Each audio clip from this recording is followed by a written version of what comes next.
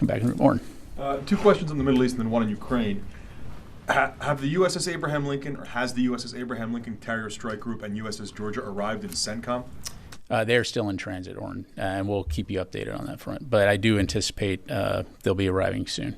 So I'm just curious, when you talk about bolstering U.S. force protection and increasing support for Israel, isn't it true then that most of what you're sending hasn't even gotten to the AOR yet? No, I don't think that would be a fair characterization. Again, as I highlighted earlier, we already maintain a significant force presence, and it's also important to understand to look beyond episodic situations, right? So ensuring that we have the forces in theater to respond to something if it happens now, but also ensuring we have forces in theater to be able to respond to whatever could be next in terms of potential escalation and trying to de-escalate the situation.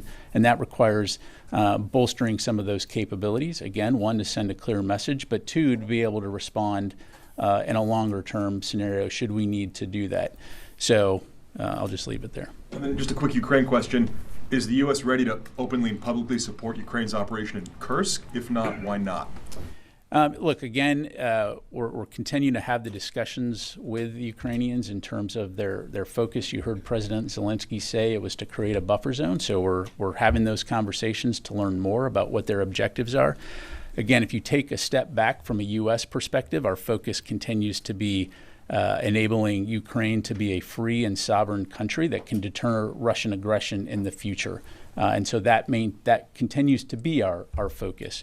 As it relates to their operation in Kursk, as I mentioned, they clearly have compelled the Russians to struggle in their response.